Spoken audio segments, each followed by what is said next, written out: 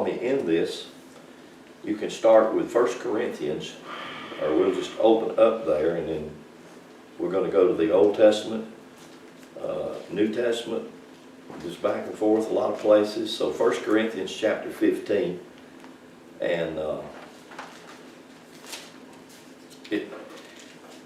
it's like this is just part B of last Sunday morning. So it just kind of, so last Sunday morning would be a part of the Sunday morning before that. So it's kind of that way. And so what I would say this morning would just kind of be building on that from last Sunday morning. So what you're saying is we're on part A, B, B. it just continues on that way. So It's a 1 Corinthians chapter 15, and I just want to basically look at a verse and to make a point, and the point I think is fairly clear, but verse 46, howbeit that was not first which is spiritual. And I remember, I kind of argued with that because I always thought that first is spiritual. And then, but this says, howbeit that was not first which is spiritual, but that which is natural, and afterwards that which is spiritual. And that's kind of a confusing statement because God is spirit, and everything that is comes out of God, so you'd automatically think, well, spirit has to be first. Well, spirit is, but the emphasis, and I'll say this, and I know this is not understood by hardly any Christian, that the Bible is about the physical body. That's what the Bible is a book about. It's not about a history of a special people, but it's a book about the physical body because that was God's focus. That's why it's first. And what we have gotten through the last 1700 years of indoctrination from religion is we have gotten to a place where we feel like that the body is no good, it's not redeemable. The best thing to do is get rid of it because our body is one that's redeemed out yonder in a place we're going to get to go to. So most of Christianity, because of indoctrination, has had the focus on that rather than the physical body, which is the temple, the tabernacle, the house, the home of God. So it is first, and it is the focal point. But there are a lot of what I would call false religions, and some people would call them cult, but a cult is just a system of belief. That's all it is. A Baptist can be a cult, a Church of God. It's any system that has a belief. And so that's basically what it means. A cult just simply means a system of beliefs. And so we could be called a cult. We could. Most people do call us a cult. And they don't realize that we're trying not to be that, because I'm not trying to promote any belief system. I'm trying to, really what I want to promote is you knowing yourself. That's knowing becomes the emphasis on the word as opposed to believing. When you get to really know yourself, you know your downsetting and you know your uprising, you know your weakness, you know your strength. And to get to know that, that is a part of the ancient aphorism, man, know thyself. And that was a part of what all the temples were built for and built to be. They were not only many of the ancient temples, like the Temple of Luxor, many temples that go back thousands of years, were built on the structure of the human body. And so just like the temple in the wilderness with the Mosaic pattern, that also is a temple of the physical body. So the outer court becomes a structure that's the physical body, and the inner court, the holy and the holy of holies, then begins to go into the inner sanctum of the physical being. And so if we can begin to entertain that as a thought, it can begin to change the structure of our thinking about ourselves. Because most of us don't think very highly of ourselves because of, again, tradition and religion. We're taught to think, well, I'm just a sinner. When you're born and raised with that concept and that mindset, which most of Americans are because of, quote, we're supposed to be a Christian nation, then we look at ourselves as a lesser being. And so the physical body then becomes just a nuisance, not something that God says, no, it is the apple of my eye. It is the glory of my creation. Hallelujah. So when we start to see that and we begin to realize, wow, this is a temple that's been given to me and to be glorious. So when I'm making the emphasis, verse 46, howbeit that was not first which is spiritual, but that which is natural, and then afterwards that which is spiritual. When you begin to see that, we can begin to understand many of these stories. Like if you're talking about a story of resurrection, then you're talking about that is raised up in you, that becomes spiritual, that becomes the essence of your being. That's not first, that's second.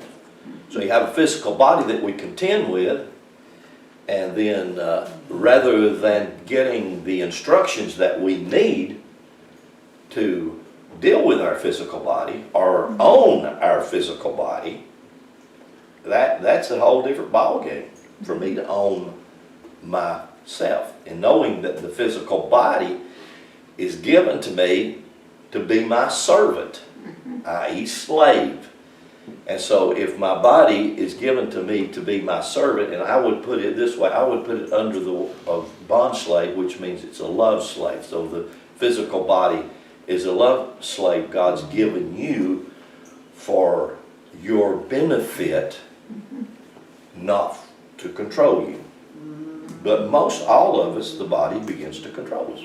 And I'm talking myself, the body begins to, through habits, through addictions, through just all kinds of things, the body begins to control us. And so what happens with what I teach and what I try to say is people looking for an excuse, and Christianity gives them that excuse, because now then it's not my fault, it's the devil's fault. Or it's that woman's fault in the garden, or. And so then I can always pass the buck and say, well, I'm not responsible. And that's a lie. Right. So it has to start with numero uno, looking in the mirror and realize I'm my own demon. And the understanding of this book as a book of types and shadows, numbers and metaphors, is difficult because we just haven't been taught that for 1,700 years. But the more you see it, the more you begin to look into it, then the deeper and the broader it gets. It becomes more profound, it becomes more powerful. So I said all of those things to say, go back to where we got to last week in Genesis chapter 9, and this is after the story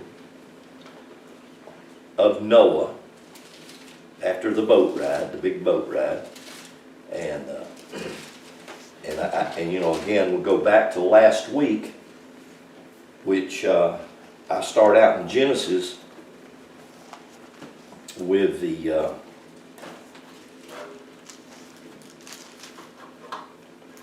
7 yawns, or Genesis 1 and 2, Genesis 1:1 through Genesis 2:4, and I call it the 7 yawns.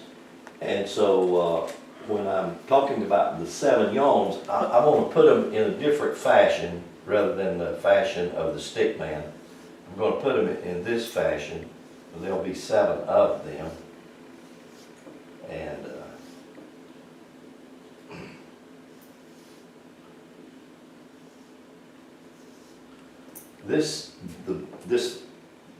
this one right here on the bottom is called Malkut in Hebrew.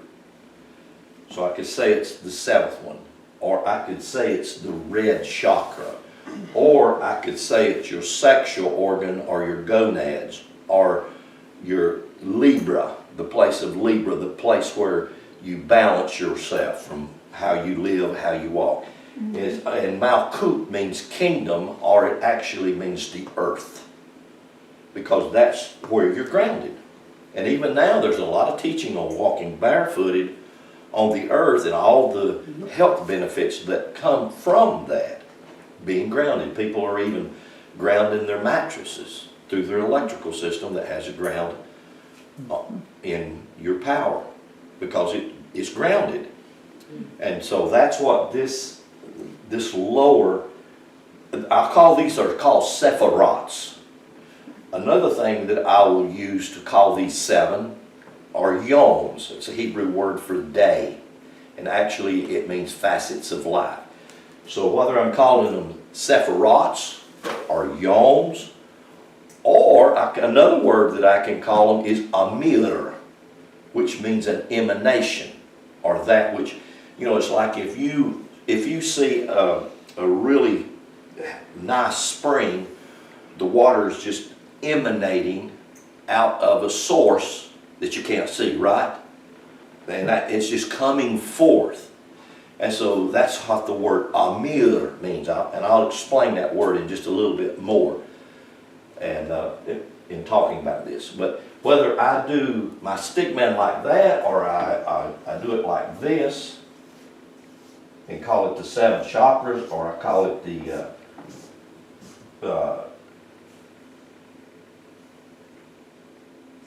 seven yoms, it doesn't matter, okay?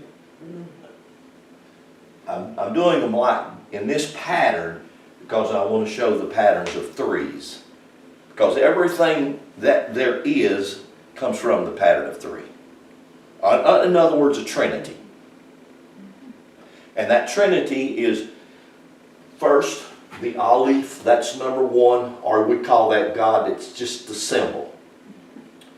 But in that symbol, God is hermaphrodite. God is both male and female. And so what God does, it splits itself off in the first trinity, that you call that God, and since God has these attributes of both male and female, it splits itself off into male and female.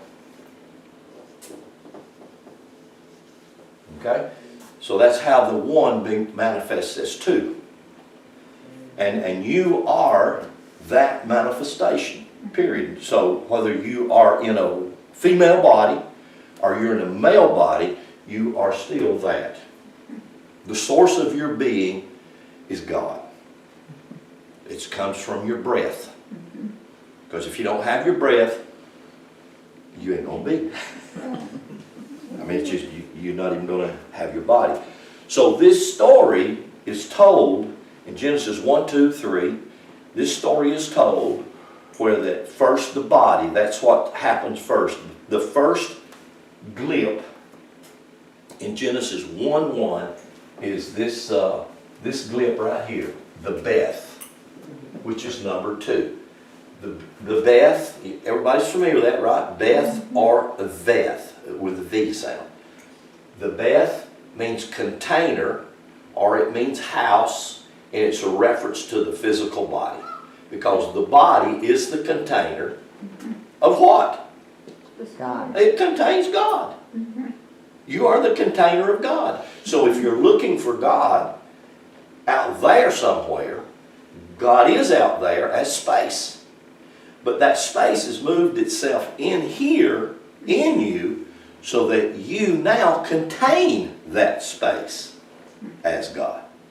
And that's the Ali comes down into that form. That's the 3 in 1. And like I said, I talked about this last week. It always confused me how they talk about 3 in 1. And they tried to tell me and convince me that there were 3 separate personalities. And so when you get to heaven, it was always confusing to me. I'm going to see God sitting on a throne, but where's Jesus at? Now I said, well, okay, Jesus is at the right hand of the Father. Then, well, where was the Holy Ghost? Well, he wasn't there. Or she, he had to be a she. But they never got into that. So for me, I never could get my mind to figure that 3 in 1 out until I began to see it through the Hebrew alphabet. And two, I began to see, and then I could see that, and I began to realize, okay, that I am truly spirit, soul, and body. And that's found very clearly in Genesis 1, 2, and 3. First, you have the 7 building blocks, which is called yoms, or chakras, or whatever you'd like to call it, that forms that fetus in the womb. And then you come to the 4th chapter of Genesis, 4th and 5th chapters. You see how that this is manifested in these different characters' names. And if you do it takes forever to do a word research on all of these names, because these names represents facets of our being, the way we live, the way we have been designed to live our life. And then when you come on further through the Genesis story, this story of the 7 is told 3 separate times, using 3 separate families to tell that story in 3 different ways. And it's amazing how he's 3, 3, 3, okay? And that's what you got, 3, 3, and 3. And it just, once you start to open your mind, and that's the first thing, that's the first hardest thing, is to open your mind to get out of the literalist box that we've been locked up in. And to open your mind and start to think is the beginning of, here, it is the beginning of healing your physical being that's been marred or whatever, hurt through living. And again, I'm not blaming anybody. I'm not blaming your mom and daddy. I'm not blaming aunts and uncles or anything else or anybody that may have done harm to you. Because you have in your being the ability to heal yourself. So, here in Genesis chapter 9, this is the story of Noah. Noah's name means abundance of grace. That's the first stepping stone that you may be able to get to, because it's not what you do in your own strength and ability, but it's what the grace of God can do in and through you with its ability. It's by grace I am what I am. Okay? Grace and mercy are those that I fall back on. Right? I mean, they will follow me all of the days of my life. So they are the strength. They're that I lean on. So if I begin to realize grace and mercy, mercy don't judge me. Hello? Christianity judges me. Mercy never judges me. Grace always strengthens me and lifts me up. Never will grace put me down. Never will it put me in a burning hell forever and ever and ever.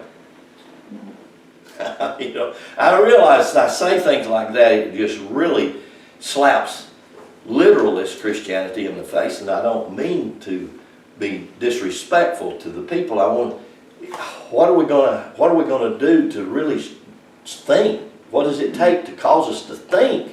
Because these stories are so profound and yet so deep. It's just like, we talk about Wizard of Oz, and different lines in that are there on purpose. I mean, you say, well, that's just a cartoon story. It's the story of your life, because that is the story of your life. So here in Genesis chapter 9, well, it's, let's see. I wanted to...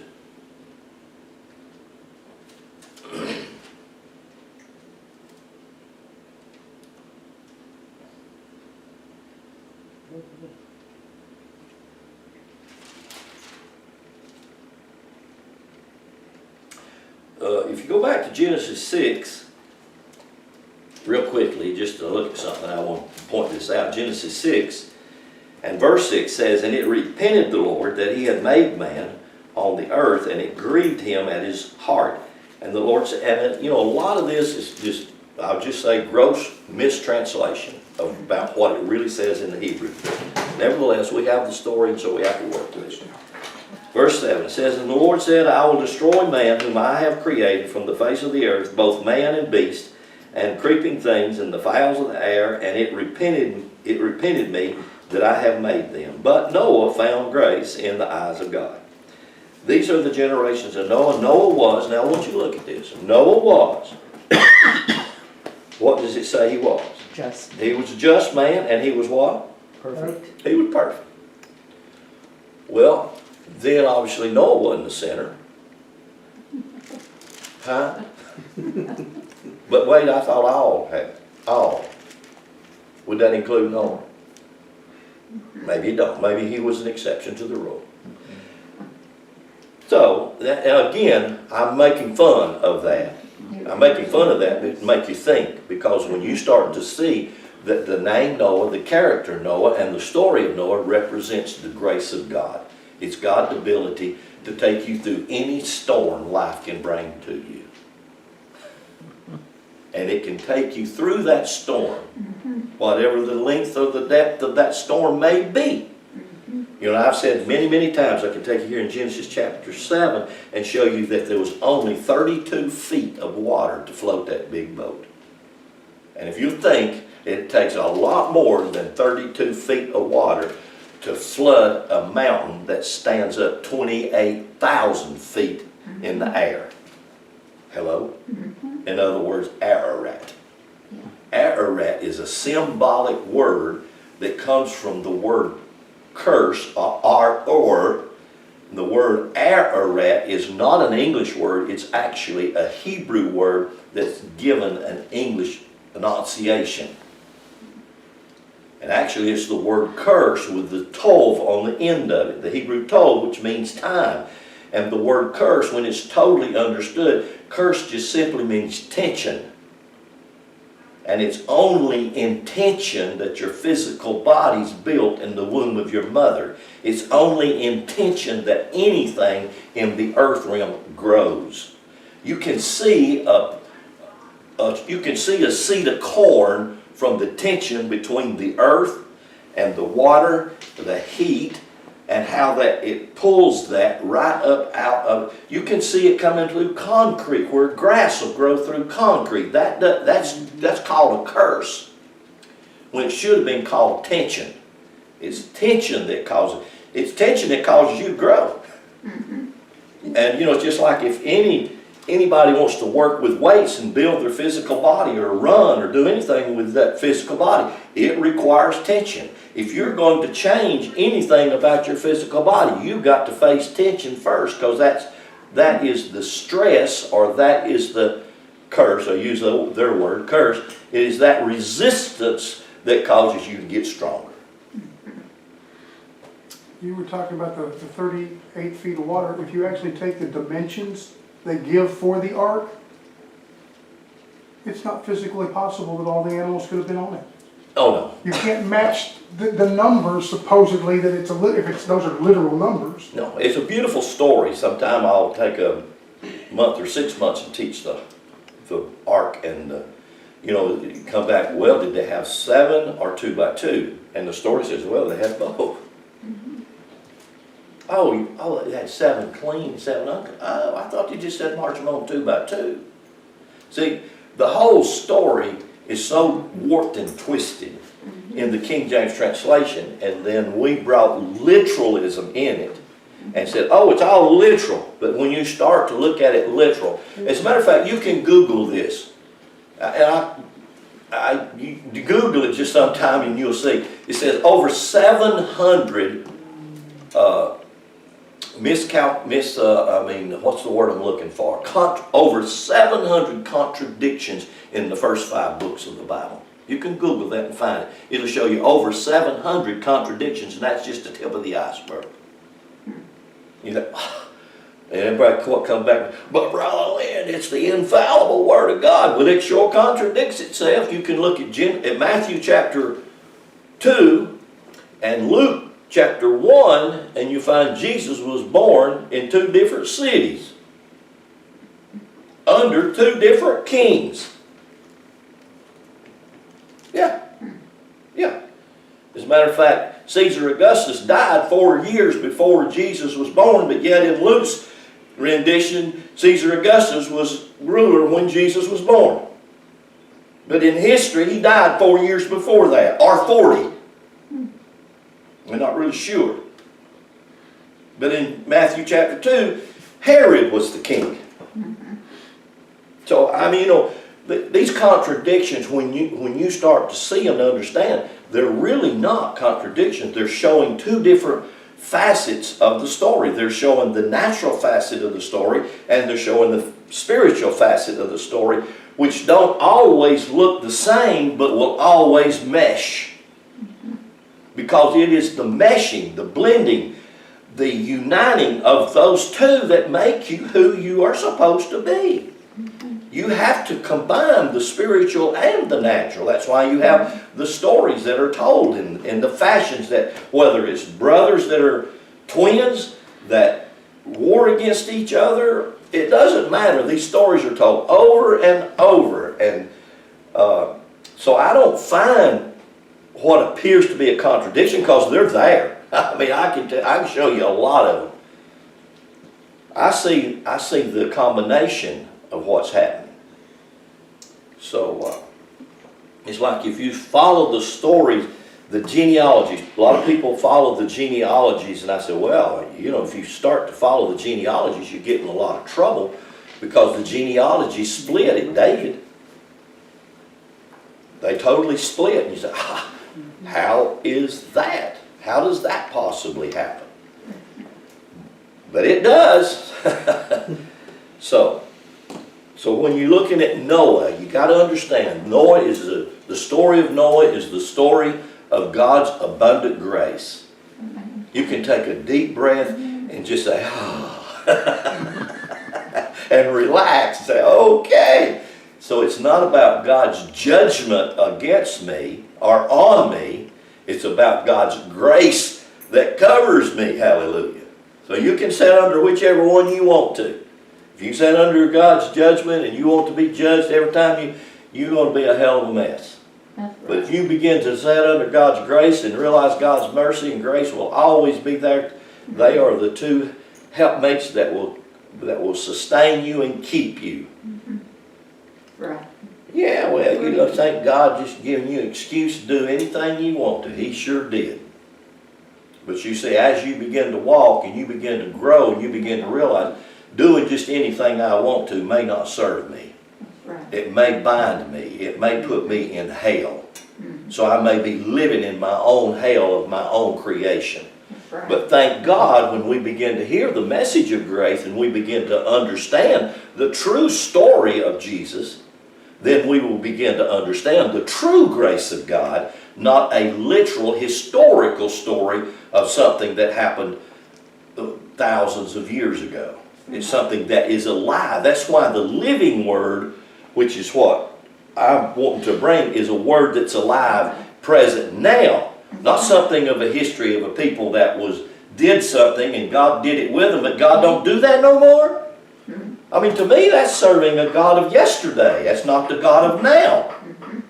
And we start to see that the God of now is always the God that is. That's right.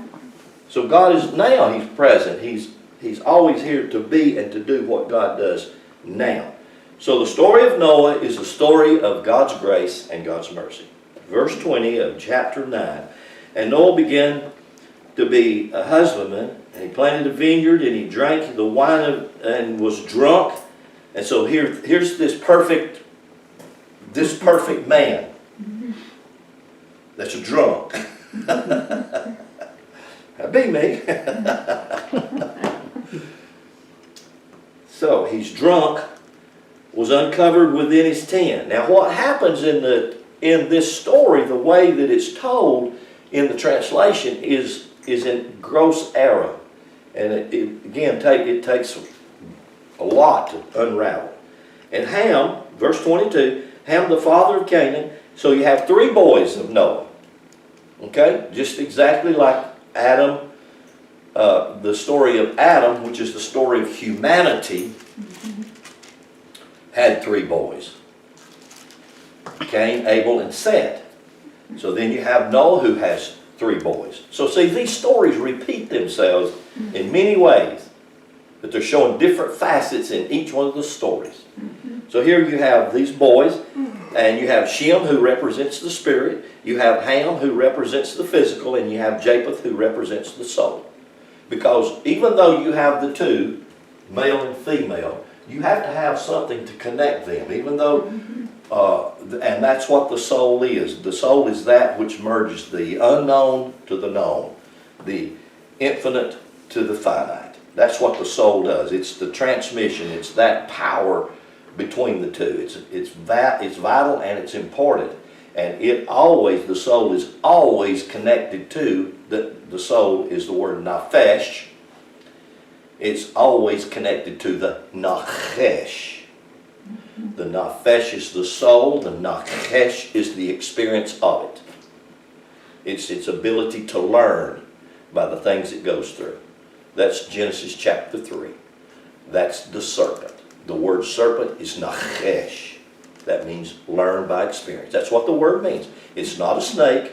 It doesn't climb up in a tree, and it doesn't take apples and talk to you. That's right. I mean, it don't. No.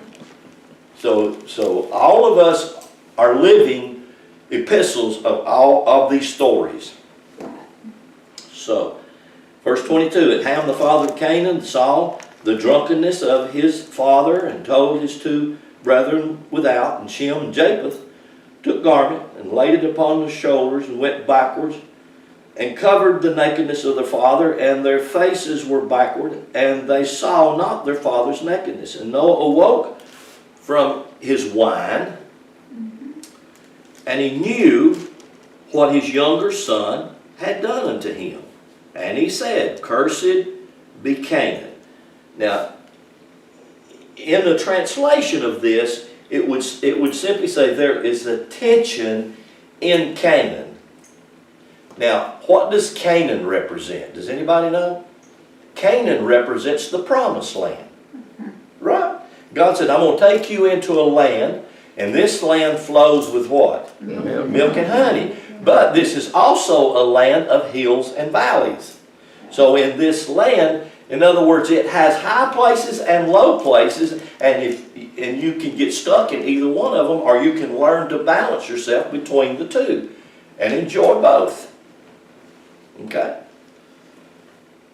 But that's what the land is about. It's about the tension that's in the earth from sunrise and sunset. And it's that tension that makes life appear in this dimension. And that's the plan of God. That's the purpose of God. That's the apple of God. That's the eye of God. That's the favor of God. That's what God desires. He's not trying to get you to move somewhere to another place in the universe. He's saying occupy where you're at. Become the light where you are. Become your own light. Become your own victory.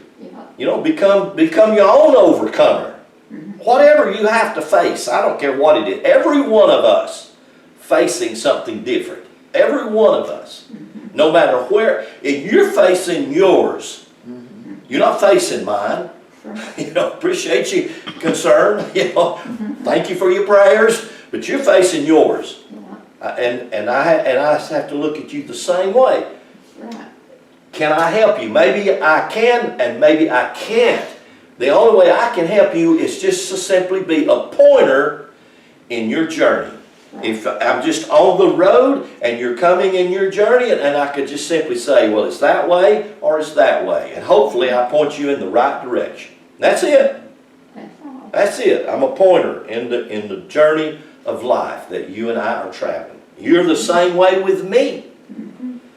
So, verse 25, he said, Cursed be Canaan, and servant of servants shall he be unto his brethren. And again, Canaan begins to represent your journey in the earth realm. A land of hills and valleys, a land flowing with milk and honey. And there's just too much into that story, and I don't want to get bogged down in it. So I'll come back to that sometime and talk about that some more. But right now, real quickly, if you go with me to Genesis chapter 1, and then go with me to the book of Deuteronomy. Find both of these books in your Bible. Deuteronomy chapter 34. Genesis chapter 1, Deuteronomy chapter 34. Y'all heard me use these two illustrations, but if you can fold your Bible open to both those places at the same time, I want to show you something about that. Is that Deuteronomy 4, Deuteronomy 34. 34? Okay. Deuteronomy chapter 34 and verse 12, and Genesis chapter 1 and verse 1. Okay, everybody got that?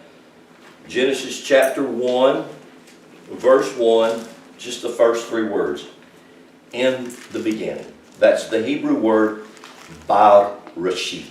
Barashit. Okay? Everybody say it. Say Barashit. Barashit.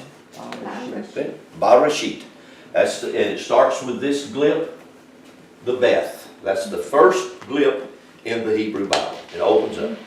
Okay, and the first 5 books of the Bible, Genesis through Deuteronomy, are called the Torah.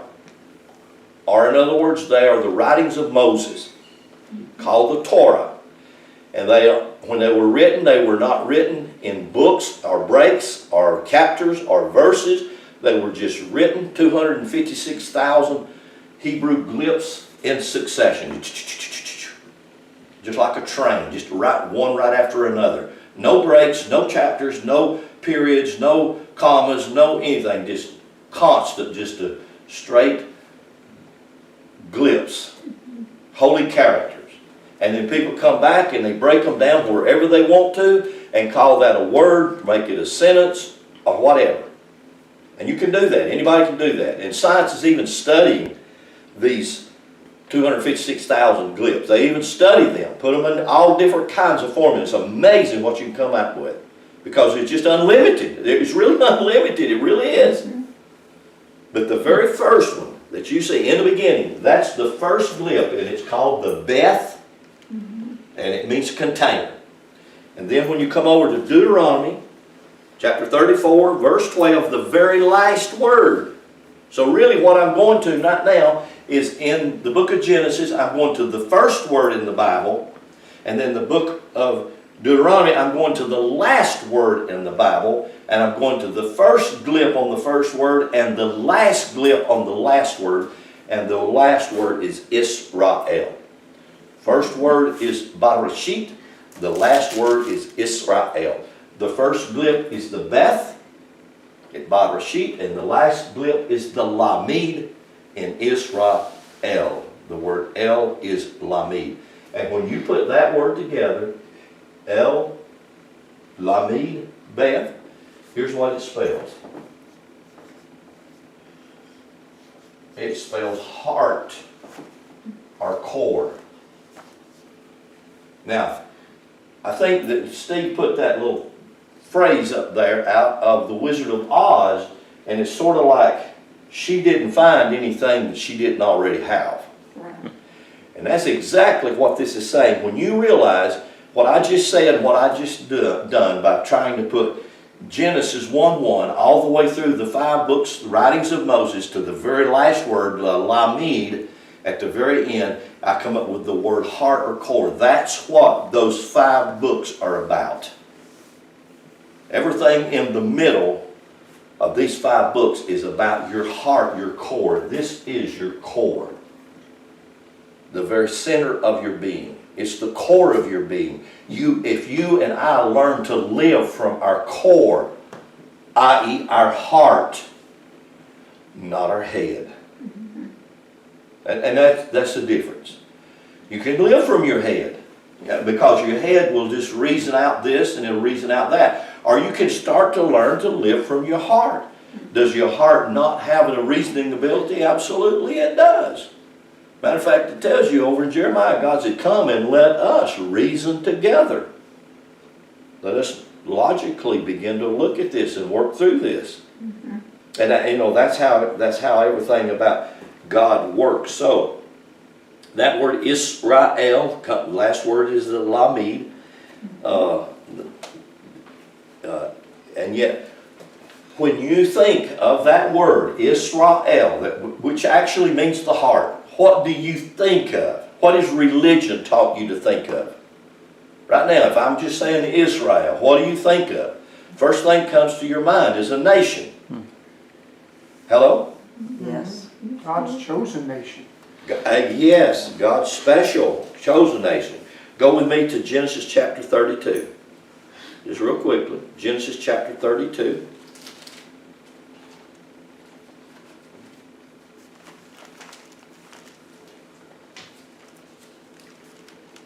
Now these things they're written here, so, you know, you can argue with these things if you'd like, and that's fine. I don't blame you. I've done that myself. But they're written here, and they're written here for our purpose and our learning. So if you found Genesis chapter 32, look at verse 28. What does it say? Genesis 32, verse 28. What does it say? And he said, your name shall no longer be called Jacob, But Israel. but Israel. so then who is Israel? Is Israel a nation? Or is Israel the name of a man? Amen. What does it say right there? God said, I'm not going to call you Jacob any longer. Who was Jacob? Now if I ask you who was Jacob, would you have thought, well, Jacob is the nation of Israel? No, you would have thought Jacob was one of twin boys, right? Yes. Jacob was one of twins. So here again, are these referring to literal people? Are they referring to attributes or characteristics about you as God's people? See, these are attributes and characteristics. So you can either be a Jacob, and if you're a Jacob, what are you? You are a surplanter. That means you're a little on the shady side. You can be a little bit, well, I don't know about you. That's a pretty good description of me. I'm a human. I'm only human. I'm just a man. I mean, you know, I have the temptations. I have those luring things that pop. Oh, yeah, that looks good. I might, Well, that's Jacob aspect of my being. But then God says, that's not really who you are. Who you really are is you are Israel. Well, what does that mean? That means now I'm the prince of God. Now then I become the king and prince of my being. So this is two positionalities that I have been given to live from. So when I start to look at these stories and I begin to realize these stories are about me learning to live from the heart or the core of my being, which when I get there, I'll find out God called that Israel. Yeah. And it's not a nation in the Middle East. It became a nation in the Middle East. And because many times they got away from the ancient teachings of Kabbalah, they got from the ancient teachings of Hebrew, and then they formed a nation, become like all other nations. And when you read the book of Judges, you begin to see this is how Israel becoming a nation was the most screwed up thing they ever did. But they don't go back and we got books about the writing of it here. You follow out of the book of Deuteronomy. What's the very next book? It's the book of Joshua. Joshua, and all you do. How does it start out? Joshua. Let me just flip over there real quickly. Joshua. Come right out of Joshua. You go into the Judges. I mean, you know, the layout of this, as we start to look at it and open our eyes to it, it becomes to be beautiful. But Joshua, the book of Joshua, and actually the name Joshua, they took the Yod He Vav He and added a sheen to it. Sheen just simply means the breath. They added that sheen to the breath. Yod He Vav He is carbon, hydrogen, nitrogen, oxygen. Oh, those are the four building blocks for the physical body. And those four building blocks are called Lord, L-O-R-D. Yod He Vav He. Carbon, hydrogen, nitrogen, and oxygen. Those are the building blocks that build the physical body. Okay? And then all of a sudden you come up with this guy, Yahshua. They put sheen in the middle of it. So now then they said, okay, we've got the building blocks of the physical body. What are we going to give the physical body to make the body become erect and upright? Breath. Breath. So what do? We add a sheen to the name. So following the picture of these first 5 books, Torah, which is about the core, the heart, the Israel of your Jacob body. You kind of hear the picture? Following this is the book of Joshua. And Joshua starts out like this. Now after the death of Moses, that servant of the Lord, it came to pass that the Lord spake unto Joshua, the son of Nun. The son of Nun. What does Nun represent? Water. That's what the name Nun means, water. Who are you? You're the son of water. You're a water vessel. That's what heaven is. Shem Mem Yod Mem. It's all about water. He said, it goes on and on and on. Look down at verse 7, or verse 6. Verse 6 says, Be strong, be of good courage, unto this people shall you divide for an inheritance the land which I swear unto your fathers to give you. Be strong and very courageous, that you may observe to do all the law. That's the word Torah, that Moses, your servant, commanded and gave you. Verse 8, this book of the law, or the Torah, will not depart out of your mouth, but you will meditate, and then you'll make your way prosperous, and you'll have good success and be healthy and all this other stuff. Right. That's you. That's me. That's what God's given for you and for me. So, and it all happens right here in the heart, the core. The core. This is what the 7 yoms, the stick man. This is what these 7 sephirots. That's what I've got this drawn up here for. These are 7 of the sephirots. These 7 sephirots comes out of these 3. Okay? I know it's a lot. I'm praying that you will. I'm going to remove that right there. The core of the heart. And put it over here so that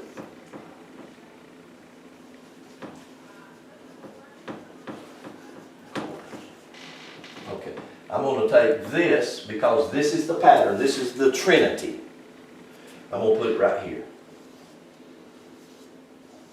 Now then, that becomes 1, 2, 3, 4, 5, 6, 7, 8, 9, 10. That becomes 10. And in Genesis chapter 1, the word said, S-A-I-D, Amir, that's the word for, it means, it's used 10 times. In Genesis chapter 1, the word said is found 10 times, and it actually means emanations. So out of the Aleph, or God, or the Trinity, come these 10 emanations, which the center one, this one right here, is centered right here in your cerebrum, your brain. Your male, your female. Your ability to think. The 10 sephirots, which are the words said, comes out of Genesis 1, and the rest of the Bible just unfolds off this pattern. And this basically begins to be, and is the pattern.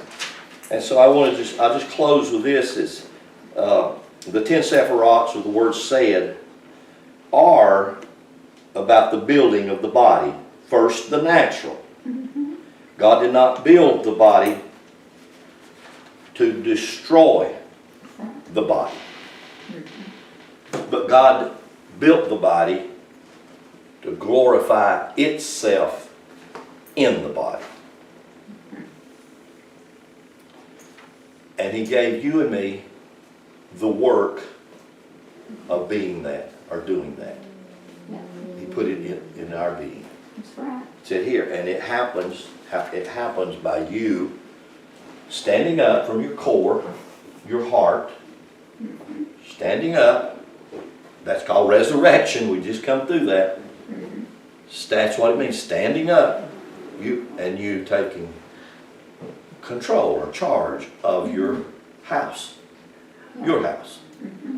And make that house then begin to glorify you and your Father. Right. Okay. All right, I'm just going to stop right there.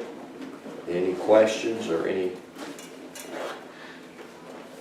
Any- Well, that which is first is right there in the first of Genesis. Its very first glip, Mm-hmm. the Beth, the house, the Yeah. name. And when he created, he was Yeah. creating us. Yeah, I mean, it's And it's then pretty the clear spirit once was you the start to see it, intent, yeah. On the face of the deep. It's sort of like pieces of puzzle. All of a sudden you say, oh, that fits.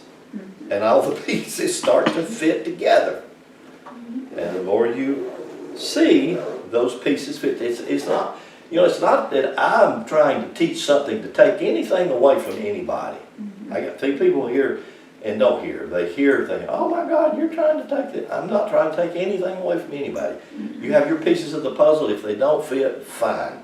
But if you'll think about them, we'll find ways that you can say, oh, okay, it'll fit here, just like you just said right there.